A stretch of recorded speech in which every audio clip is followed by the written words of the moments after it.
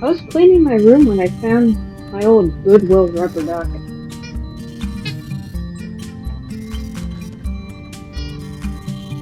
To me, the worst game ever would be something that's completely unplayable. Video games are meant to be interactive experiences, but when you make a game nearly impossible to interact, then what's the point? I've enjoyed many games that most people would consider utter dog shit, such as No Man's Sky, The Sims 4, and pretty much every Sonic game post-2000s, but I've also hated a bunch of iconic video games like Super Mario 64, Fortnite, pretty much vanilla Minecraft. Don't get me wrong, I am an avid Sonic fan. Don't get me wrong, I'm a true blue Sonic fan. It came free with my fucking autism diagnosis. They give you a free special interest when you seek a diagnosis. It's kind of like when you go to the dentist as a kid, and you get to pick out a free toy from the box at the end for not crying while they stabbed you like 10 fucking times with a needle in your gums, and blame it bleeding on the fact that you're not flossing enough. I don't know what that rhyme was. Sonic Forces looked pretty great. It was like Club Penguin's Operation Blackout in the sense that it was like much darker, dire stakes from the get-go. And as a bonus, you can create your own character. Finally, my years drawing cringe OCs would pay off. I got the game around Christmas of that year because I'm pretty sure I begged my parents for it. Played it as soon as I could get it out of the wrapper, you know, that like really tedious sort of like cling wrap that they put on video game boxes that you have to like just jab with a pair of scissors or finger. I popped it in the PlayStation. I played, and for the first couple of levels, it was great. I mean, it wasn't perfect, but most Sonic games aren't. And then I got to the Zavok boss. For the first few levels, it was pretty fun. It was pretty enjoyable. Until Zavok. The moment Zavok showed up, teenage me wanted to punt the controller through the TV that was so old it can legally consent in all 50 states. The level design, boss fight forms, the fact that you'd get pop-ups every time a cutscene played, and classic Sonic. Look, I've played the original Sonic games. I've played the Sonic games that most people don't even know exist on like the Game Gear and shit. I've played both Sonic Adventure 2 and Sonic Generations. I've played Lost World, so I say this with full confidence. The classic Sonic games were shit. I mean, they're not as terrible as the original Bubsy or that one E.T. game that is now rotting in a landfill somewhere. But they're just not fun. What do you have to say? See, Juniper doesn't like them either. Look, to me, a good Sonic game is where the controls, moveset, and level design make the gameplay feel satisfying and rewarding. It's that loud snap when you pop bubble wrap that leaves crunching under your shoe. It's supposed to feel right when you know what to do. In Sonic Adventure 2, the boss fights are, sure, they can be tricky and a little hard, but the fight patterns are easily choreographed. Did I pronounce that right, or am I pulling an Amber Lane read? I'm so sorry if that's the case.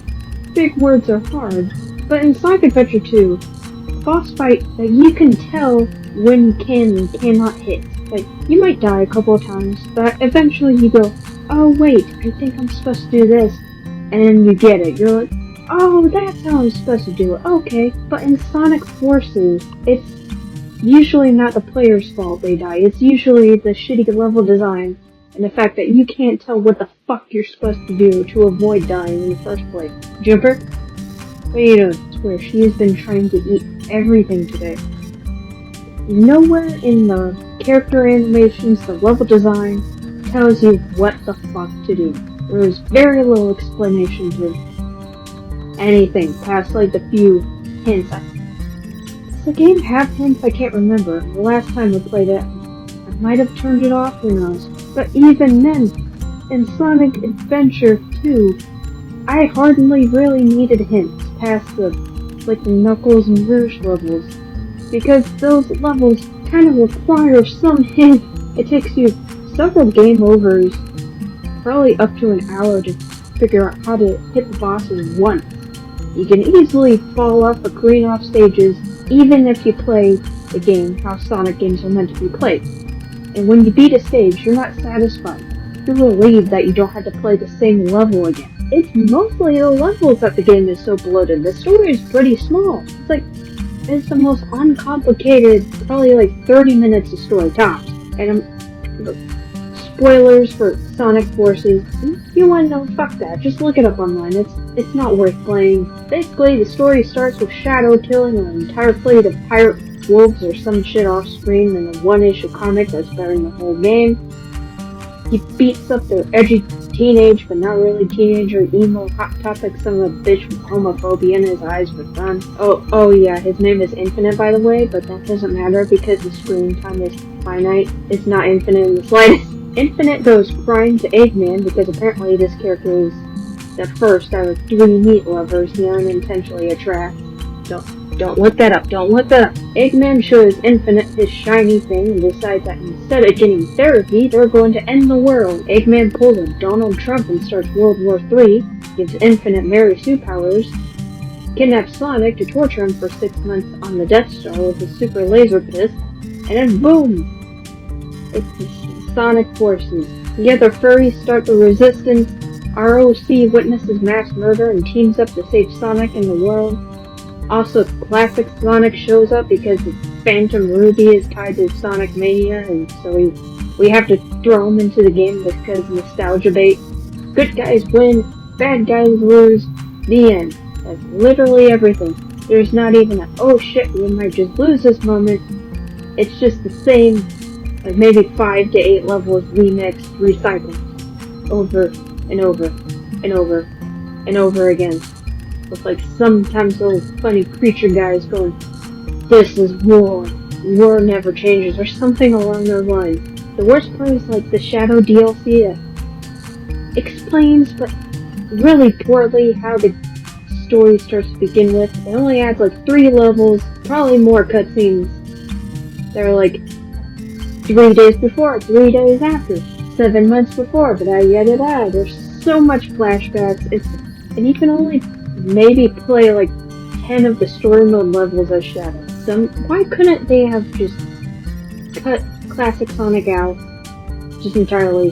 Just maybe you can have an Easter egg of classic Sonic running in the background, but overall just his levels suck. Just they're slow, they're sluggish, tedious. Replace classic Sonic with Shadow and the game goes from an F to a D or C tier instantly. It's so rushed, and it was obviously rushed because pretty much every game studio like rushes video games for like the Christmas season. You wanna know why so many video games release during Christmas? It's because that's when people are buying the most video games for their kids for Christmas. It's more money. They don't fucking care if they overwork their staff or rush games or cut corners so much that their game is a fucking circle. They just want the money. And Sonic Forces is an example of that. Like I said, there's maybe 8 different level environments up top that recycles the same assets and just rearranges them like, oh, this is a new level. No, it's not. I played through this. I've played through Park Avenue like 5 times. This is the same exact stage. And what makes it worse is that it's not even consistent. The difficulty spike is, even if you get your dementia-ridden grandpa to play through the game, at some point he would go, "Oh, Sonny, this game is too repetitive. Are you sure I haven't played through this level already? Because it's hard." And it doesn't even stay the same difficulty. The difficulty spike is as unpredictable as a woman's emotions during her period. Sometimes it's fun, and other times, trying to beat the level with anything higher than C rank is like using a cactus as a dildo without any move. It's the most unrewarding, unsatisfying, sluggish, and most painful experience that you'll ever have, leading you to end up crying on the floor, asking yourself, why did you even go put yourself through that in the first place? Unless you're a pure masochist like the jar guy, you're not gonna get an S rank on maybe like more than 20 to 50% of the level. And you won't play this game for more than like one single playthrough. I say as I have a 70 to 80% that level is being on S rank. What was the point of this video again? Oh yeah, Sonic Forces sucks, don't play it. Alright, now time for me to sell out. Look, I need the money. Be thankful this isn't like a Temu or BetterHelp plug. From the 16th to the 22nd, I think Best Buy is having a 40% off sale, and that's like almost half. I recently had to buy a pair of headphones because my old headphones look like this. So if you want something that looks less like this and more like this for a good price, like 50% off, then I'll have some stuff tagged that you can click, and when you buy it through the tag, you get something like this, and I get something like this.